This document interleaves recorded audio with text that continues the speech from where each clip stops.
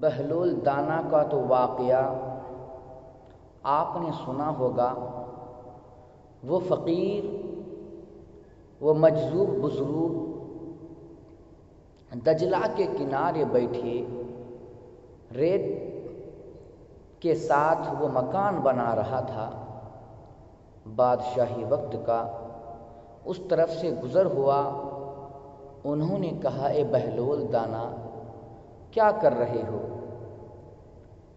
اللہ کے وہ مجذوب بزرگ ارشاد فرماتے ہیں کہ میں جنت میں محل بنا رہا ہوں، میں جنت میں محل بنا رہا ہوں۔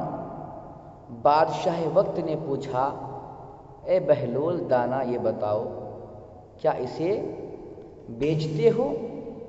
کیا اسے بیچتے ہو؟ تو بہلول دانا نے کہا کہ ہاں، اسے بیچتا ہوں۔ بادشاہ وقت نے کہا کہ کتنے کا بیچتے ہو؟ کہا 10 درہم میں۔ کتنے میں؟ 10 درہم میں۔ بادشاہ دل ہی میں سوچا کہ اللہ کے فقیر، یہ مجذوب بزرگ مستی میں لگا ہوا ہے۔ یہ دل میں سوچ کر آگے نکل گیا۔ بادشاہ کی بیوی اس کے پیچھے پیچھے آ رہی تھی، حضرت زبیدہ۔ جب بہلول دانا کے پاس پہنچی، دجلہ کے کنارے پہنچی، تو اللہ کی فقیر بہلول دانا سے عرض کرتی ہیں، پوچھتی ہیں، اے بہلول دانا، کیا کر رہے ہو؟ تو اللہ کے ولی نے وہی جواب دیا کہ میں جنت میں مکان بنا رہا ہوں۔ بادشاہ کی بیوی نے پوچھا، حضرت زبیدہ نے پوچھا کہ اے فقیر، اے بہلول دانا، کتنے کا بیچ رہے ہو؟ تو بہلول دانا نے جواب دیا کہ 10 درہم میں۔ 10 درہم کا ایک مکان بیچتا ہوں۔ حضرت زبیدہ عرض کرتی ہے کہ میرے لیے ایک مکان تیار کر دیں۔ بہلول دانا ایک مکان تیار کر کے بادشاہ کی بیوی حضرت زبیدہ کو دے دیتے ہیں۔ بادشاہ کی بیوی سے 10 درہم دیتی ہیں۔ اللہ کے فقیر وہ سمندر میں، دجلہ میں پیسہ پھینک دیتے ہیں۔ اللہ والوں کو پیسے سے محبت نہیں ہوتی ہے۔ یہ عاشقوں کی باتیں ہیں، پیاروں کی باتیں ہیں، اللہ والوں کی باتیں ہیں، ہر کسی کی سمجھ میں نہیں آتا۔ بادشاہ کی بیوی بہلول دانا سے جنت کے محل خرید کر کے اپنے گھر روانہ ہو گئی۔ شام کا وقت ہوا، بادشاہ وقت اپنے کمرے میں آرام فرمانے لگی۔ آنکھ لگی، خواب میں دیکھتے ہیں کہ سب لوگ جنت میں داخل ہو رہے ہیں۔ خواب کی باتیں ہیں کہ بادشاہ جب اپنے کمرے میں سویا، آنکھ لگی تو خواب میں دیکھتا ہے کہ ہر انسان، ہر لوگ جنت میں داخل ہو رہے ہیں، اور جنت میں ایک بہت ہی بڑا اور خوبصورت محل بنا ہوا ہے، اور اس محل کے اوپر بادشاہ کی بیوی حضرت زبیدہ کا نام لکھا ہوا ہے۔ جب سب لوگوں کو بادشاہ خواب میں دیکھتے ہیں کہ سب لوگ جنت میں داخل ہو رہے ہیں، تو بادشاہ اس محل میں داخل ہونے جا رہا ہے۔ داخل ہونا چاہا اس محل میں جس محل میں بادشاہ کی بیوی کا نام لکھا ہوا تھا۔ دربان نے پکڑ لیا، پوچھنے لگا، اے اللہ کے بندے، کہاں جا رہے ہو؟ تو بادشاہ وقت نے جواب دیا کہ یہ میری بیوی، میری ملکہ کا محل ہے، اس محل کے اوپر میری بیوی کا نام لکھا ہوا ہے، میں اس میں جانا چاہتا ہوں، میں اس میں جا رہا ہوں۔ دربان کہتا ہے، اے اللہ کے بندے، یہ دنیا کے معاملات نہیں ہیں، یہ آخرت کے معاملہ ہیں۔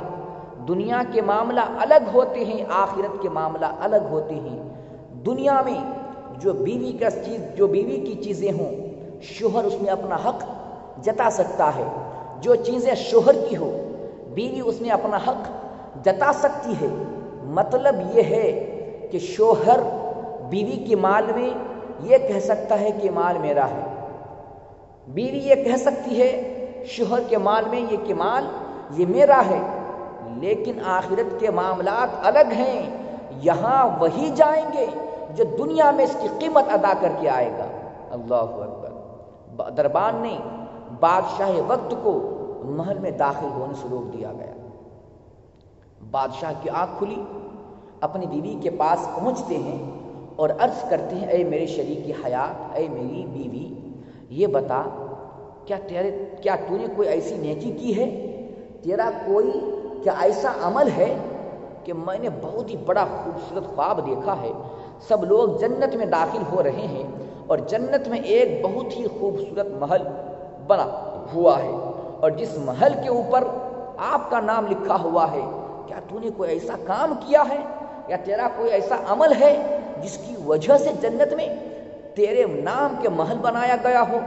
بادشاہ کی بیوی عرض کرتی ہے اے میرے سرتاج، میری تو کوئی ایسی نیکی نہیں ہے، میرے کوئی ایسا عمل تو نہیں ہے، لیکن ہاں کل جب دجلہ کے کنارے سے ہم گزر رہے تھے، اللہ کے وہ بندہ جس کو لوگ پاگل دیوانہ سمجھتا ہے، جسے بہلول دانا کے نام سے لوگ جانتے ہیں، وہ دجلہ کے کنارے ریت کے مکان بنا رہے تھے۔ میں نے پوچھا اے بہلول دانا، اے اللہ کے بندے کیا کر رہے ہو؟ تو انہوں نے کہا تھا کہ میں جنت میں مکر محل بنا رہا ہوں، تو میں نے ان سے 10 درہم میں ایک محل خریدا تھا۔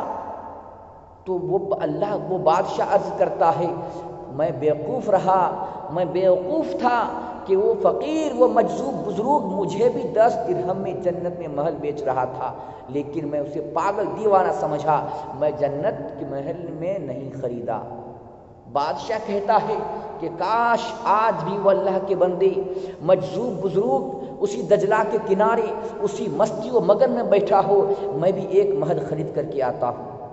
بادشاہ خریدنے کے ارادے سے اپنے گھر سے نکلا، جب دجلہ کے کنارے پہنچا تو دیکھتا ہے کہ بادشاہ وہ بہلول دانا اسی مستی و مگن میں لگا ہوا ہے اور ریتوں کے محل بنا رہے ہیں۔ اللہ اکبر، سبحان اللہ، وہ ریتوں کے محل بنا رہے ہیں۔ بادشاہ نے جب قریب پہنچ کر عرض کرتا ہے اے بہلول دانا کیا کر رہے ہو، کیا کر رہے ہو؟ تو بہلول دانا نے جواب دیا کہ جنت میں محل بنا رہا ہوں۔ وہی جواب کہ جنت میں محل بنا رہا ہوں۔ بادشاہ نے اپنے پیکٹ میں ہاتھ ڈالا اور 10 درہم نکال کے دینا ہی چاہا، تب تک پوچھتے ہیں کہ اے بہلول دانا کتنے کا بیچ رہے ہو؟ اے بہلول دانا کتنے کا بیچ رہے ہو؟ تو بہلول دانا عرض کرتا ہے آدھی سلطنت میں ایک محل بیچ رہا ہوں۔ اللہ اکبر۔